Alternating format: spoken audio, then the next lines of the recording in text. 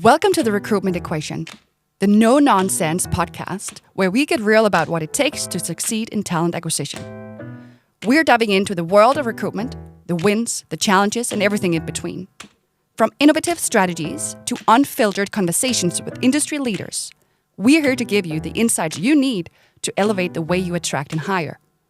This episode is supported by Beyond Talents and Develop Diverse, your partner for future-proof talent attraction. Let's get started.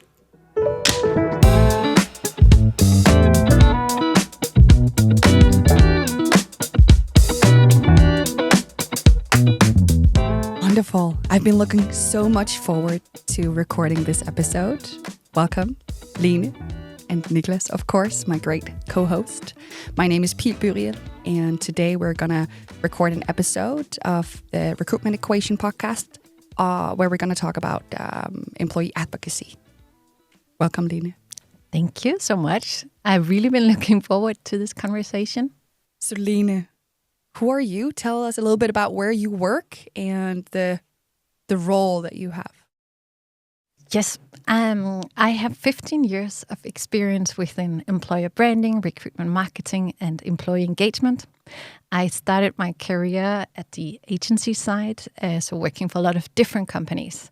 And now for the last 8 years, it's crazy, 8 years, I've been working with Ramboll, first as local employer branding responsible here in Denmark, and the last 2 years as global responsible. So now I'm setting the strategic direction, supporting, guiding my colleagues across our 8 regions.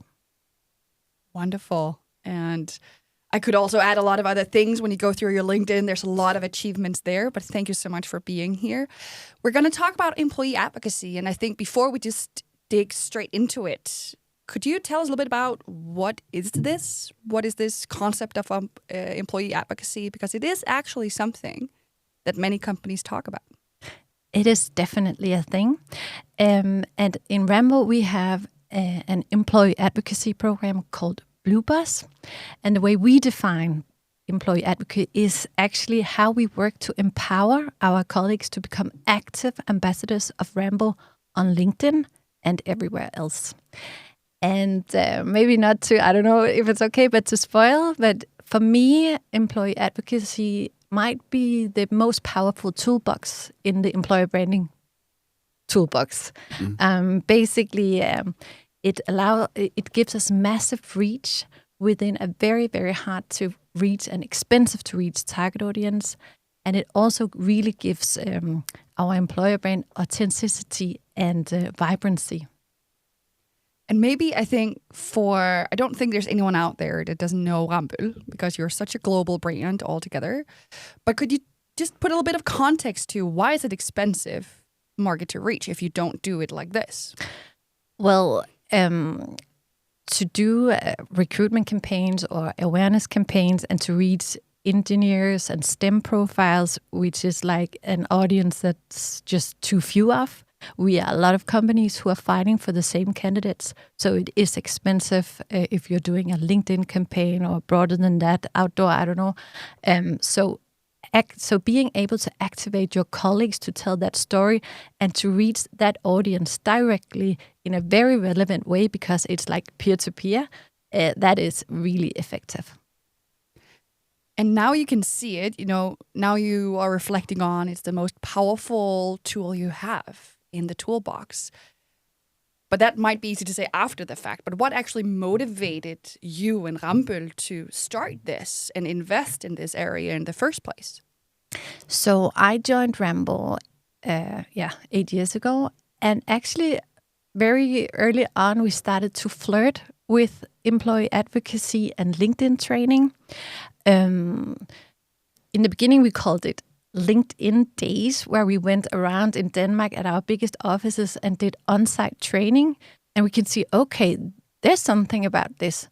Then a few years later, we developed our first, we called it the Ramboll Denmark Ambassador Academy. And that was like a 1-year program, but that was the front runner for BlueBuzz. And we learned a lot, also a lot about not how to not do it. And that was all that experience that was brought into what became BlueBuzz in 2021. And we saw that there was this business rationale about attracting talent, a way to coordinate and support attracting talent, because we know that around 67% of our new joiners, they have learned about their position from Ramboll colleagues. So there's really some untapped potential here to support that even more. We could also see, the shift that we go when we are looking for the company that we want to buy up. We go on LinkedIn, who can help me with this? So for social selling to actually support sales. And we could also see an idea in terms of positioning our experts, because we really trust content that comes from people instead of brands. And we know that, and we see that both, of course, in other parts of normal marketing as well, and the use of influencers in that way. So that makes a lot of sense. When you set out to do this, what was the main objective that you wanted to reach? Was that the brand part, the increase in applicants, or something completely different? But it was actually those three: attracting talent, building trust with clients, and positioning our experts. So that was the main objectives. From the very beginning as well. Not when we did the Ambassador Academy. That was a bit more vague. But when we decided to launch BlueBuzz, that was very much from the start the objective. I think that sounds amazing. And it sounds like when I hear this, I want to go and do it myself. But what are the difficult parts? What are the barriers? Because I'm sure that it's not as easy as it sounds. It didn't happen overnight either. So what were some of the barriers in the beginning and also continuously, of course, in getting this out to live? The thing I think one needs to understand is, and we are very focused around LinkedIn, so that's our platform. And when we are on LinkedIn, we are there with our personal profiles. So being a company and BlueBuzz saying, come, you should share, that's just not how you can do it, not in our opinion at least. So from the beginning, we were very aware that this needed to be voluntary. We needed to provide training, ideas, inspiration, cheering, and during that kind of way to actually encourage people to start talk about Ramboll on social media. And also because our main target audience is STEM profiles, they are very modest. They are not like LinkedIn naturals, as maybe some of us here in the room are more likely to be. So in that way, I think for us, training our colleagues to feel safe in tipping a little toe into the LinkedIn water and start actually posting. And then we have experienced that a lot of our colleagues, when they first experience that, a wave or a high, then it's much easier to do it again. And you get a little kick out of it, even the STEM profiles. Even the STEM profiles, yeah. I'm actually curious about the resources you've put behind this. How many people are you that can spend time doing this? So when we started out, it was a thing that we did on the side. And now I'm a co-founder together with my very great and dear colleague, Charlotte. So in the beginning, it was just Charlotte and I. And now I think Charlotte spends around 50% of her time with BlueBuzz. She has a broader employee advocacy profile, whereas I'm employer brand. So my take on it is from the employer branding and talent attraction side. So I spend around 25% of my time on it.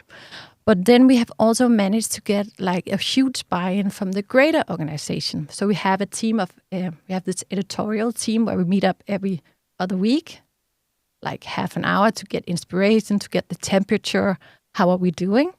And then we are, and then we also have 2 trainers from other parts of the business, because Charlotte and I are also trainers. Tell me a bit about the editorial team. Who are they, and what is it you do together with them? So Ramboll is a matrix organization, super complex. So sitting in our little ivory tower in Ørsted, we sometimes actually lose track of what's going on. So we decided early on that we need to make sure that we are always aligned with the business.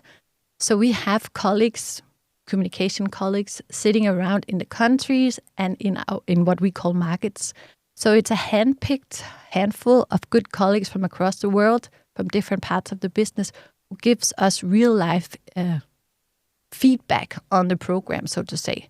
What takes up our colleagues' minds? And for instance, like all of our colleagues are going to conferences, maybe not like surprise, but still. And they brought that to us and was like, okay, we'll do a workshop around conferences, how to use LinkedIn when you go at conferences and so on. But do you create, so how much of the content is created centrally and how much are created decentrally out there, either from guidelines that you provide? Can you say a little bit about that? Maybe it makes sense to talk a little bit about the program as it is. Yes. Yeah. So BlueBuzz has this annual wheel where we have one enrollment season. It's around like 1 month. And that's the only time where you enroll. Yeah. When you have enrolled, you need to sit through an introduction webinar. It's live. Everything we do is live. We don't have recordings. So when you have been at the introduction webinar, you are looped into BlueBuzz. Then you become a member. So you get access to this LinkedIn group, and then you get access to our 5 pillars, so to say. And the first thing that we offer is 4 live webinars, one around expertise branding, the perfect post, social selling, and the power of network. So that's kind of like a key thing. Then we also say that you get a network around the world with other BlueBuzzers, and you can get feedback in the LinkedIn group from the trainers. And then we have a format called workshops and talks, which is, you know, when we started the program, we only had the live training. But then we realized, hey, what about the people that have done the live training? We need to keep offering them something. So that's a very organic, or not organic, a very ongoing format. So talks is other Ramboll colleagues who are superstars on LinkedIn who come and give us inspiration on how they use the platform. Workshops is much more topic specific. So it could be around conferences, International Women's Day, or Pride, or our foundation ownership. The idea is here that we dive into a topic and you leave the workshop with a ready-made post, basically. And the 5th element is ready-to-share content. And here we use our EA, or employee advocacy tool called Socio. And that's an email with where we have handpicked a selection of good stories to share. And I think it's really nice to have that as part of your package. But for us, it's like 10% of the program, whereas the native content, where we kind of encourage colleagues to share, that's a 90%.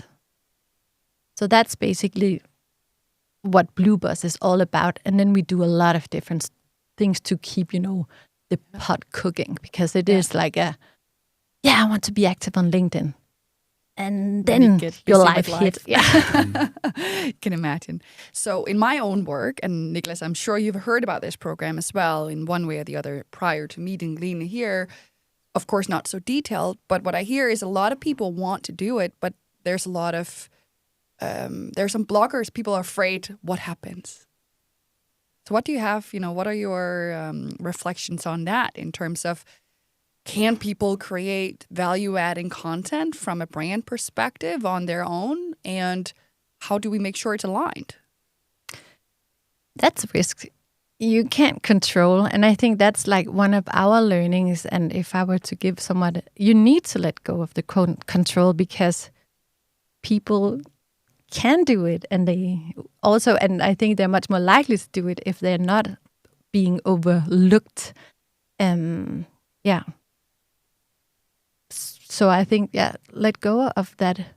And indeed, it's difficult to track specifically. We track a lot. We track everything we can in BlueBuzz. We have these half-year surveys.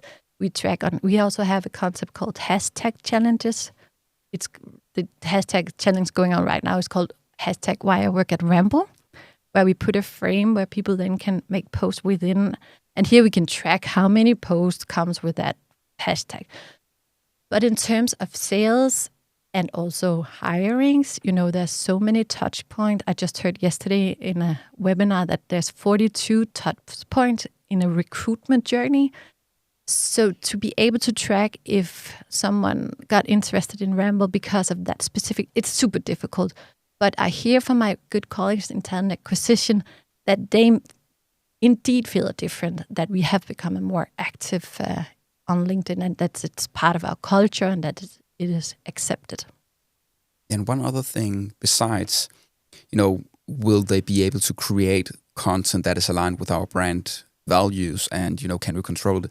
It is, we want to do it, but will they do it? The motivation part.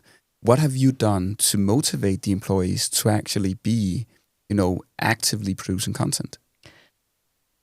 A cornerstone in BlueBuzz is the training. So we have really made an effort into making the training fun and easy and very hands-on. So I think that's one way to give your audience some tips and tricks on how to do posts. And then, of course, we set out different guidelines in terms of you could be posting about International Women's Day. You could be posting about our foundation ownership. You could be posting about this and that, why I work at Ramboll. So that way, giving people inspiration, making it easy, because I think all of us has, I don't know, but I have at least what should I post about? So if somebody actually gives you the direction, there's a better chance that they will do it. And what are some of that? Do you have an example of either a campaign or some specific, around some content that has worked specifically well? Yes. So I can, I've mentioned it a few times, but this year for International Women's Day, that's a big deal for us because we work a lot with diversity, and that's a way to show that we are committed to that agenda. So we made an internal campaign and then also some external materials. And for that, we did this internal webinar where our EDI manager told about why do we even mark International Women's Day? Where are we on this agenda? And it wasn't like a sweet talk, pink thing. It was quite critical. And then we had Charlotte at the end of the webinar saying, okay, now we know a lot about why it's important to keep discussing women's rights and how we treat women. And then she came with some good ideas to what to actually post about. And we had created a lot of content that people could share with some provocative statements like who's not in the room and something like, I don't remember the one I used. It encouraged me to talk about some people in an interview who kind of said you had pretty eyes. So creating these creatives that people could use. And based on that, we had 115 posts from colleagues. Wow. And we could see compared to the paid campaign had quite a large budget. So that also, it created more views. But the engagement rate on the native content from our employees was much, much larger. So it really mattered. But it makes sense, right? Because, first of all, that's also a part of LinkedIn that people, when it's employees rather than the paid ads, it just reaches further, right? So in that way, it's very rational and logical in that way. But do you also see the more senior people posting? Are they involved in this as well? They are. We have this employee advocacy framework. So we have the very top, which is, we call it GB, that's C-suite. They get one-to-one assistance. That's how it is. And then we have our thought leaders. We have 100 chosen thought leaders. They also get more assistance. Not that they are really, really good at being active on LinkedIn. It's part of their job. But they get help in writing white papers and stuff that they can share. So there are different levels and different service agreements, so to say. And then we have BlueBuzz, it's voluntary, it's for all. And so we definitely have different ways of approaching different types of colleagues. I think that's super interesting to hear that there's a thought leader group as well. Can you say a little bit more about that? Yeah. So thought leaders, we have this, it's a big program in Ramboll as well. We have 100 thought leaders who are divided into 11 topic groups, which is aligned with our business plan. And they are trained in being thought leaders, and they have been on numbers of workshops and so on. And they get assistants from communications to actually stay relevant. And they, of course, they are thought leaders. So they know what's coming, but sometimes they need a little communications help. Yeah, to prioritize it or to write it up in any way. Okay. Do you mentioned socio? Yeah. Just because, again, hearing about, the strategy, the resources, all the people, this is a big setup. Yes. So are there any other tools or infrastructures or anything that help you automate anything or analyze anything? Or so we use Socio for the send-outs. Then we use HubSpot for organizing our internal communication and keeping track of who attended the introduction webinar, who is actually in the program, and also to send out invites for the webinars and talks and workshops. Then we also invested in a tool called Shields, which is making it possible for you to track your employee advocates, how active they are in their reach and so on. But it's super expensive, so it's not fitted for BlueBuzz as such, but we use it for a few of our thought leaders. Yeah. Thanks. Okay. So it also means there's a lot of resources going into this. And you actually did touch upon it before in terms of measuring the success and how does that look like? Because it's hard. And I can't stop thinking because I'm also very much involved in marketing, right? So it's how that is it's the same attribution. And how do you measure where it comes from and which piece of content or which piece of what touch point was most successful? But how do you measure success and what are the metrics that you do keep an eye on internally? So from BlueBuzz, it's about, we have this half-year survey which we send out to our members. So here they rate themselves. Do I feel like I get more out of LinkedIn? They do. Do they want to recommend the program to other colleagues? Yes, they do it very much. Is it easier for them to attract clients? It's difficult, but they say that it has a positive effect. But being able right now to track the direct relation between BlueBuzz and a sale, we have examples, but they are very case by case. And I would dream about being able to actually say, so this is what we hardcore get out of BlueBuzz, but it is difficult to put on an equation. Yeah. But when we do recruitment campaigns, we usually, drive some awareness, then we go down the funnel to actually promote the open positions. And we usually also put in a hiring managers track or where we use LinkedIn's thought leaders ads. And we can see that this is much, much more effective than the rest. So we can definitely prove that BlueBuzz and the thoughts behind BlueBuzz is working. So why don't you think there are more companies doing this? It's the success of it is very clear to me. So what's holding people back? It is not easy. It takes a lot of time, and for us now, we call it a machine. It is a machine, and it's not easy to maintain, but we have created a good foundation from the start, and we have dedicated resources. But it takes time, especially in the beginning. So maybe that's what's holding people back. Because for me, I can only recommend doing it, and especially I know it sounds like that we have biggest budgets, but we actually don't. And that is also one of the reasons why we have invested our money in BlueBuzz, because we get much more out of this budget than if I were to put them in campaigns. Yeah. Yeah. And that's, I think, I definitely think there's that fear of what do people do, the lack of control. That I hear from people in out there that are afraid of that. But of course, there's also the time horizon in that way. What are the biggest learning in this phase or in this process where you've been part of it, or the biggest in terms of the biggest mistake or the biggest learning? But it doesn't have to be bad, of course, because it usually ends up good. But I think for us, we have been very surprised that BlueBuzz is not only about talent attraction and sales and positioning. We also see that people who are involved in BlueBuzz get more positive about Ramboll as a workplace when joining the program. We have an theory that it's because they kind of get aware of all the good stories that we have, because when you're just sitting there in your normal job, so we kind of take people a little bit out of that. So that has been a learning. Another learning is that for us, by kind of letting go of the control, making it open for all, we have really been able to discover some of the unicorns that we have, because being a good ambassador kind of requires that you are really dedicated about what you do.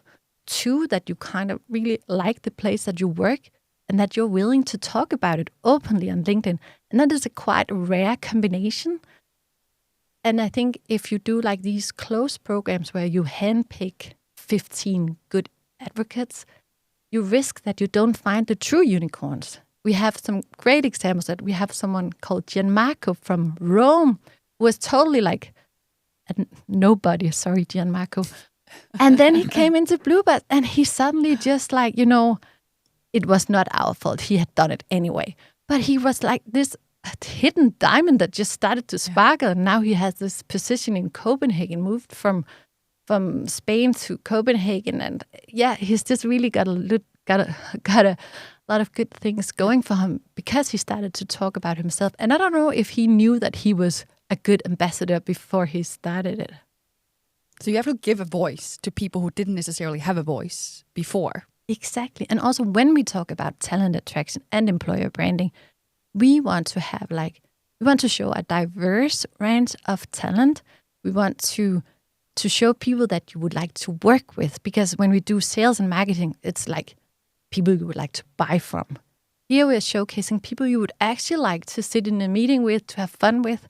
And I think letting go of the control and see what happens, that has for us been a really positive surprise. So let's say that there is another company out there already doing, okay. So they have some employee advocacy, they have a bit of training, they might have a bit of inspiration, but they're not really, at the level they want to be. So they want to go from good to great. What would be your, theory on where they could find, 5% or 10% more? The trainers in BlueBuzz, we really practice to walk the talk. So we are very active on LinkedIn ourselves. And being active is not easy, and it takes some to be a little bit brave and to be able to understand what is going on and to show, see, I'm actually doing this. You can do it as well. I have seen so many great colleagues out there working with communications, being advisors who's like, you should just do this and this, but they haven't done it themselves. And that is very, very different. So I think you could tweak a little bit there. And then really for us, Ramboll is a consultancy company, so we register hours. And we don't have a job number for BlueBuzz. So from the very start, we knew that we needed to make the content in the trainings so fun that people would actually sit and listen to it during their lunch break. I also think that's good pressure to make it fun and entertaining. Yeah. And what was the journey for yourself, right? Because as you said, using yourself as an example, you also have to walk the talk. Was that natural from the beginning for you, or has that been learning over time? And I have been growing with BlueBuzz on my own LinkedIn presence, taking the medicine. I have so in the first session, the training webinar is like, what is your goal for being active on LinkedIn? For me, it's about positioning myself as an expert within employer branding. Then I'm training people in doing editorial plans. I've made my own and all that, and keep being active also when it's not so fun, and give a little bit more of yourself than you maybe felt natural in, and so on. And then experience that, whoa, people actually like this, and how can I do more for this working? I could continue this conversation for forever. I really enjoy this and all the learnings and small tweaks, because as I think what is clear for me is there's not just one thing, one golden key to everything that you can just go ahead and implement in a matter of 6 months.